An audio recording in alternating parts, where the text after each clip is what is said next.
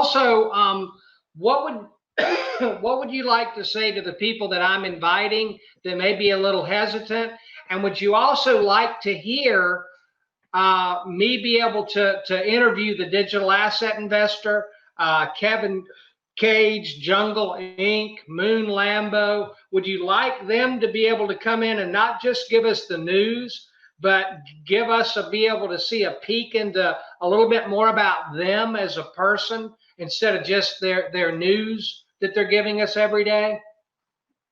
I think that would be a great asset because you need historians.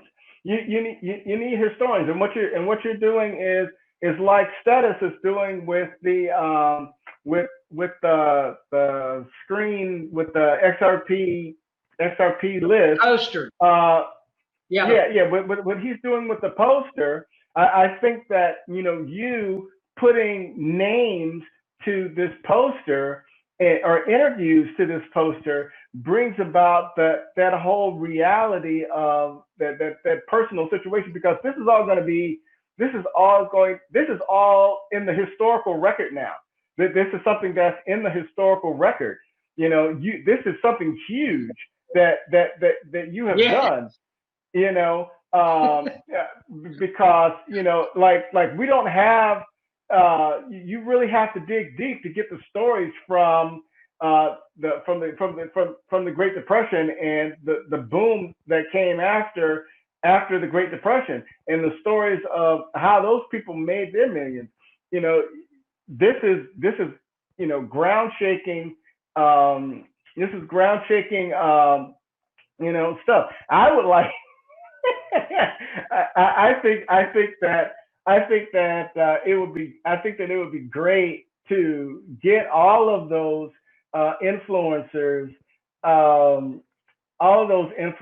to come on and to tell their story, tell their personal stories of how they came into the space and their personal life. And we all know that the digital asset investor, he puts in a lot of personal tidbits of his life, but I think that to interview would allow people to get an absolutely more personal view of who he is and who Kevin Cage is, and Moon Lambo and Crypto Eddie and all of the people, Rob Art and Rob Cash and all of those people that actually make up the space and keep things going, because without a lot of those people, a lot of people would have left the space, and so I think that's very important, and I think that what you're doing is a part of the historical XRP record. Well, and one of the things that we're going to begin to do is try and get 10-minute or less segments and then put them up on our website and on our channel. And that way people can go there and see all of them.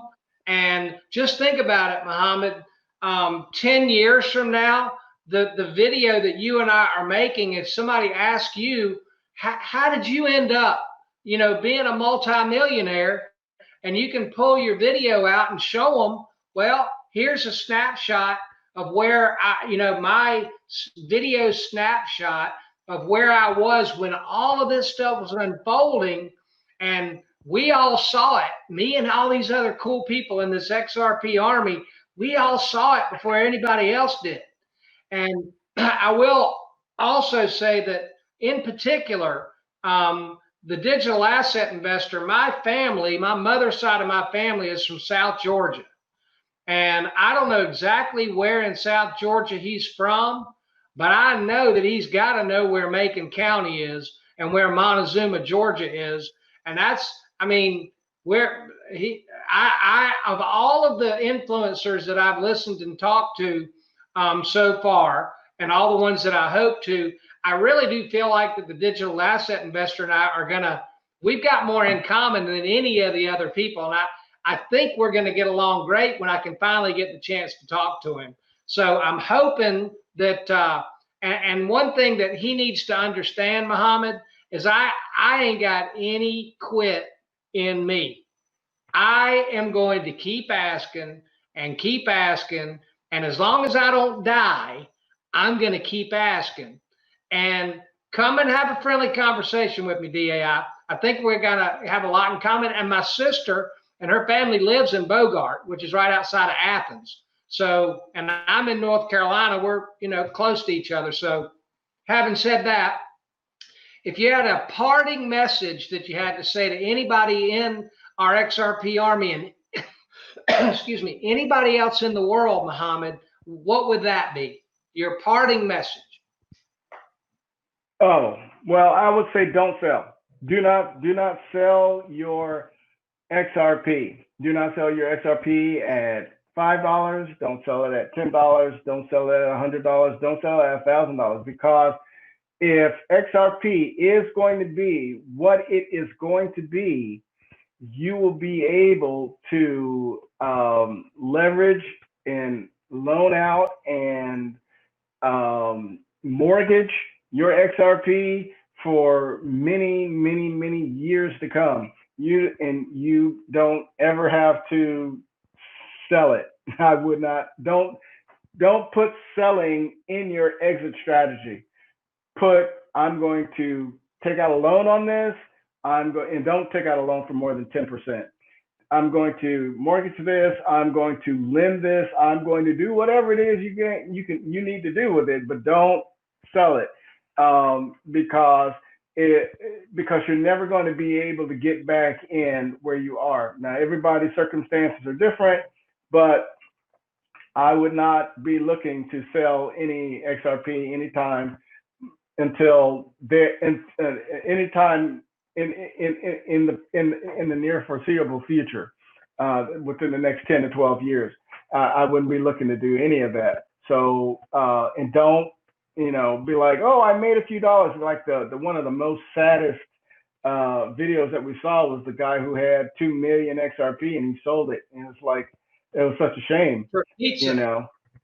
Yeah. Pizza. Yeah.